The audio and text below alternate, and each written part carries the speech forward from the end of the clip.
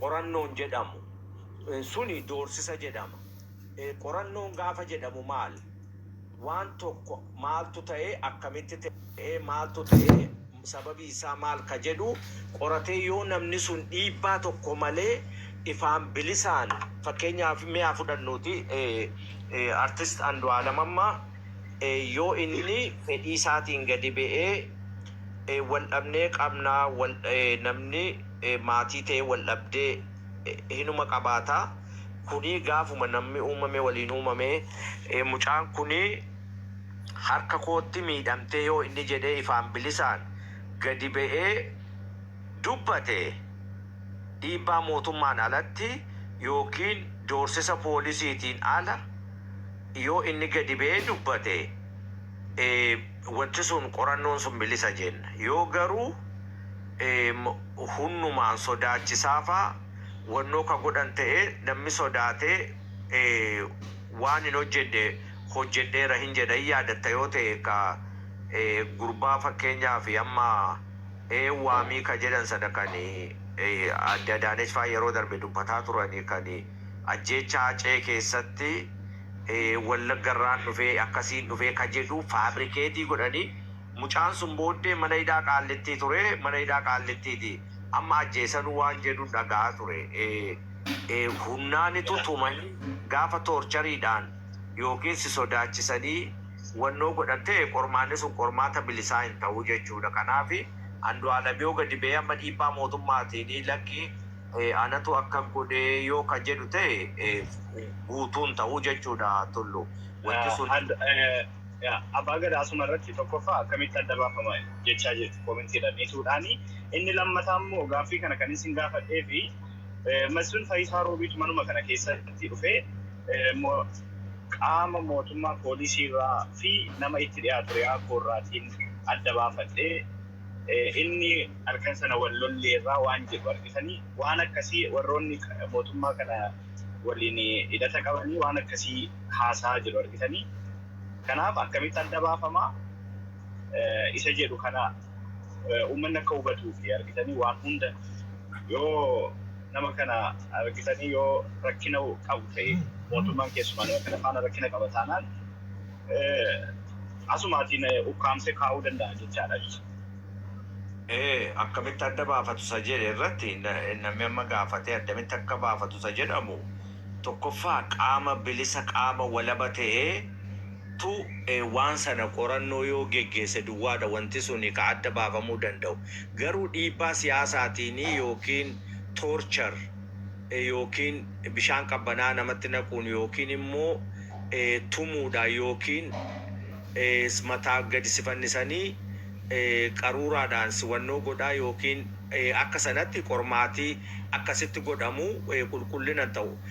Waan kana yoo fakkeenyaaf amma Andu'aalem maatii isaatti dhaqee mucayyoon kun haati warraa kiyyaa kuni wal dhabnee seexanan na dogoggorse akkasitti wannoo godhee yoo fakkeenyaaf abbaa isaa yookiin harmee isaa yookiin gosa isaatti yoo hime ittimee isaan gadi ba'anii mucaanii harkatti miidhamte kanaaf immoo gumaa baafnaa gumaa kan akka gosaatti yookiin akka sabaatti fudhanna yoo isaan ka jedhan ta'e wantichi iftoomina hin qaba. Garuu isamma fakkeenyaaf waa'ee Masfiin Fayyisaa Roobii faa Yuunii Maanyaa faa yoo fiddee ka haasoftu ta'e warri kun warra yuutuubaroonni dubbii hin jirre waan hin fakkaanne fidanii haasa'u. Fakkeenyaaf Masfiin amma nama beekaa amma ganama kanallee utuun bakka hojii deemaa jiru mana wayiitti namni wayiidha roobaleen hin ari'e nama sanaa fira kootii mucaan kunii jedhen adaadaa kootii jedhaa ture. Mucayyoo amma rabbi lubbuusee jannataa kana isu amma maqaan see eewuu maqaan adaadaa keetii eewuu jennaan himuu wallaale namoota akkasiidha. Wanti ragaa hin qabne jilban guutuu jedha Oromoon.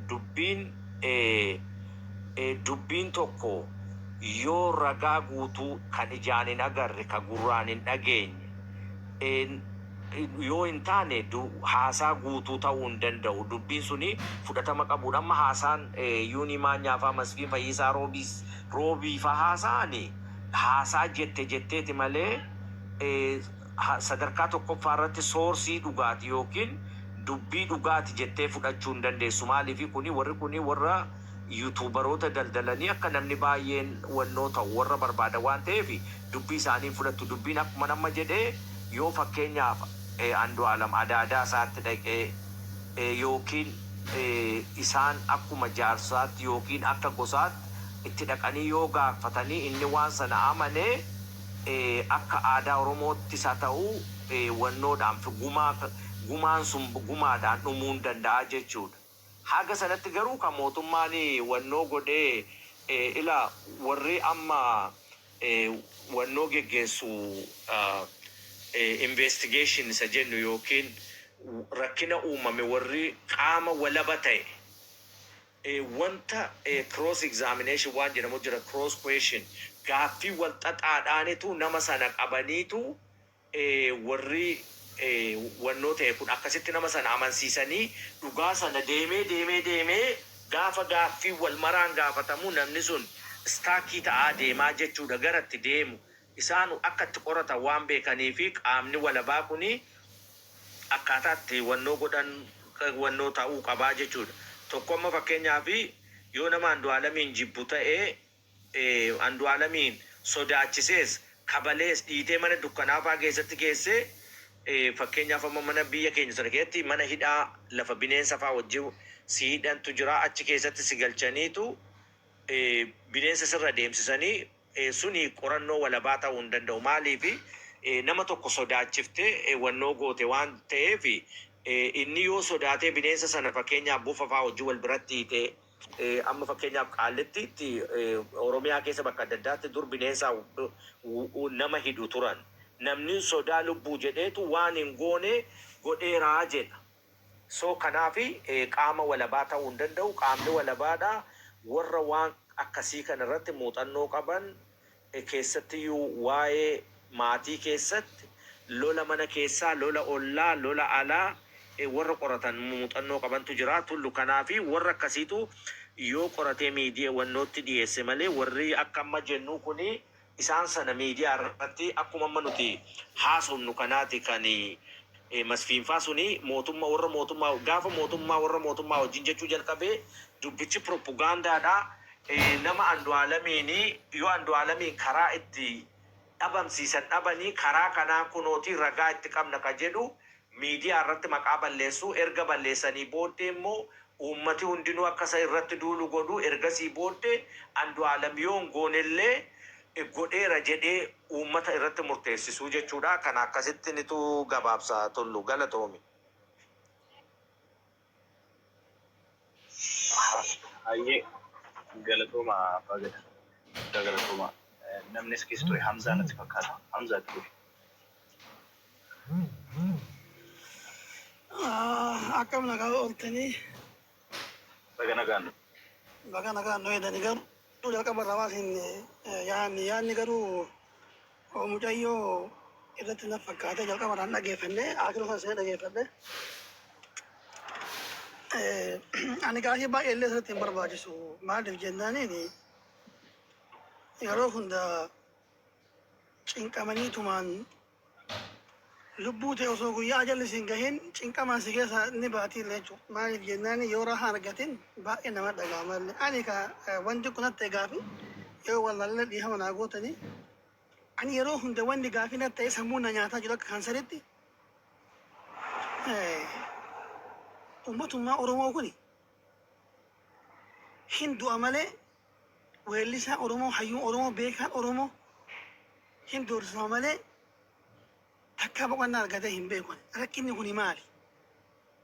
Wannummaa waan kana fide maa'in yoo ati beekumsa qabaatte ambi yookaan dhufee si nyaanne yookaan halagaa si nyaanne si nyaata si nyaatus yoo gartee nama hin beekne ka ta'u taate mallaqaanillee waan tokko nama dalaguu ni danda'amallee. Garuu ammoo ani weellisaa Oromoo haa ta'u hayyuu Oromoo haa ta'u beekaa Oromoo haa ta'u maaliif tokkummaan dhabame? Weellisaa Oromoo kun walitti dhufee maaliif tokkummaan walii dhabame? Maal hinaafaa walitti fida? Maaliif ufumaa deebi'anii wal nyaatan? maaliif wal ciran oromoon tun akka rabbi nu uumamnee sirra geennee of beekne irratti oromoo hinduuti beekaa hayyuu oromoo hinduu ajechaa agarre malee takka oromoon takka nama gad tokko hayyuu kutaa biraa ajjeeta takkaan dhageen agarree leen lammiin biraa nagaan taa'utti jira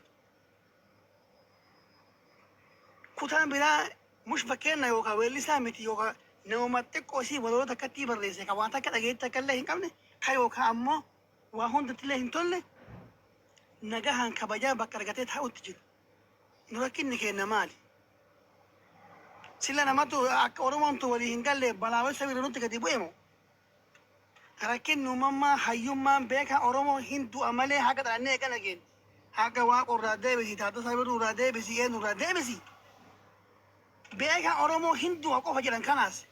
Gaafa guyyaa lama sadi boohanii suuraa isaa maxxanfatanii achi booda akkana jedhanii dubbeechuma dhaabatti. Ana akkana fakkaatetti wanni akkatti yeroo hunda beeka oromooti hayyuu oromoo jeeqamee dhumataa jiruuf walii galtee weellisaa ilmaa oromoo irra fakkaate kiyyatti garuu ani wallahi haasaa guddaallee hin barbaadullee wanni kun baay'ee sammuu nama nyaataa jira. Sila du'ummaa yoo namarra dhaabat nurraa oromoo irraa duuti yoom dhaabatti. Kutaan biraa nagaa uumaan bahetti fakkeenya akkuma ollantu fudhaahin ni beekamaa qofa maqaa dhaallee. Kutaa kana keessa wanni marti doorfamu hin doorfamu. Nagaa waan bahee galaa jira. Nagaa waan barbaade waan fedhii barreessee waan barbaade waan fedhii weellisee galaa jira. Barbaadu namallee jeeqee galaa jira. Ka oromoon kun kana mallee hin jenne kana waanillee waa hin jenne kama gartee dandeettuu fi kanaan gadi baheetu waan barbaade haasa'ee gale gaafa sadi afurii ooli maaliif roorrifamu? Maaliif cinqaa keessa galee namsee fidduu murteessa? Kuni akkanatti fakkaatetti hin beekne garuu tama rabbiiti akka gama kootitti garuu ani baay'ina dhagaame mucayyoo duuti rabbi namsa isii amaaru kuni garuu haqa isii rabbi haa baasu. Eegadda Haacaaluu Hundeessaa xiqqaa guddaan hin maraate. Islaama keessaatu maraate. Namni matti gubatee garaa nama hundaa madaahee namni waan ta'u wallaalee akida kan namsa ofitti deemutti gaheetu jira. Nama gartee osoo mana arabaa keessa dalagu namsa hibannisuutu gaheetu jira. Achumaan hayxi Haacaaluu dhokatamtee gammata achumaan riphxee gatteetti. Keenya kana agarsiifne bakka mara rabbi tokkummaa nu haa kennu. Rabbi dhugaa hin beeka rabbi nuuf dukkana malee rabbi iftu. Nuuf amma nutti fakkaattee kaan qabannee kaan sannee kana jennee san jenna malee rabbi wanni marti nu isaaf guyya rabbi haqasii haa baasu jedha. Ana gama barbaadeetii dhiifama naa godhaa galatoomaa sun jedha. Hayyee guddaa galatoomii yaada keetiif. Okay, Bilaatte wani. Yes, Tulu. Yeah, dubbata. Ani waan jedhullee akkas dhuguu kan qabu waan daruullee hin qabu. Amma haa jechuu fedhu namni namoota artii kana namaatti naanneessa. Namaatti hammeessuu jira. Namoota artii kan jalaa hobbaasanii jechuu jiran. Addaamsaan. Namoonni artii jechuun guddina saba tokkoo mul'isa. Addunyaa irratti illee beekamtii yookaan dhageettii qabaatuuf namni tokko artiin waan mataa durseeti. Ammoo rakkinni kun eessaa deemuu jira? Rakkina kana akkamiin midhaafan? Rakkinni kun akkami kayya? Amma kun isinummaa nu beeta walii galtanii gartee waan kan dubbatanii furmaata gadhufu maalennaan kaduu sila du'ee hin deebitu. Haqi jiru maan irraa barattanii maan irraa qayyabattanii geggeerama akkamitti achi tarkaanfatuuf yaada akkamii qabdan kajoollee gaafii kiyyetu.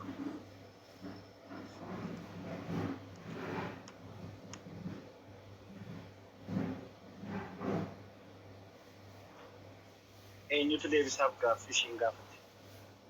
Ifadha. Abbaa Gadaa jirtu? Jira tollu maal gaafatte gaaffii seeni nageenye gaaffii irra deebitu yoo gaaffii waan beenurraa waliin. Gabaabsi irra deebii Bilaatte. Gaafiin kiyyaa kunilleen kaleen akkasii kalelleen akkasii ibaluun akkasii arralleen akkana jechuu jira namni cuftuu hakkaasa dandeettii fi namuu yaaduu jira namni kun beektaa nama maatii keessaa